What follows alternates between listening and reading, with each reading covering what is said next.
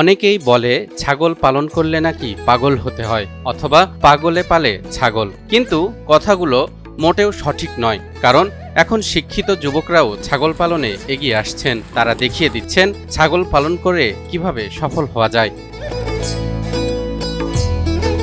এই যুবকটি তেমনই একজন। পরিবারে কোনো অভাব অনটন ছিল না, পড়াশোনাও করেছেন দেশের অন্যতম স্বনামধন্য শিক্ষা প্রতিষ্ঠান জাহাঙ্গীরনগর বিশ্ববিদ্যালয়ের সরকার ও রাজনীতি বিভাগে। আর তিনিই কিনা স্নাতকোত্তর ডিগ্রি হাতে নিয়ে এখন ছাগল পালন করছেন। আমি যখন জাহাঙ্গীরনগর থেকে অনার্স মাস্টার্স কমপ্লিট করেছি, আমার চাকরির জন্য তো একটা চিন্তা প্রেশার ছিল, প্লাস পাশাপাশি একটা ইচ্ছা ছিল যে একটা ফার্ম করবো। দেন দুটা জিনিস যখন একসাথে হয়ে গেল, তখন আলটিমেটলি আর আমার অ্যাকচুয়ালি যেহেতু আমি কোচিং বা প্রাইভেটের সাথে যুক্ত ছিলাম, একটা ফিনান্সিয়াল সলভেন্সি আমার আগে থেকে ছিল, বিধায় এই ফার্ম করাটা আমার জন্য একটু ইজি হয়ে গেল। ছাগল পালন করে তিনি যে সফলতা পেয়েছেন, তাতে এখন মোটা অঙ্কের স্যালারির অফার পেলেও আর কোনো চাকরি করবেন না বলেও জানান তিনি। আমাকে যদি এখন কেউ বিগ অ্যামাউন্টের আপনার 6 ডিজিটের কেউ কোনো সংখ্যা দিয়ে আমাকে যদি বলে যে that's your salary, so you can involve here, so I will defy হিম।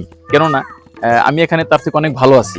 6 ডিজিটের স্যালারি থেকেও আমি এখানে মাশাআল্লাহ বেশ ভালো আছি। বলছি ঢাকার ধামরাই উপজেলার তেতুলিয়া গ্রামের তরুণ কৃষি উদ্যোক্তা সোহাইল আল ফারুকের কথা, যিনি পড়াশোনার পাঠ চুকিয়ে চাকরির পেছনে না ছুটে বেছে নিয়েছেন ছাগল পালনের পথ।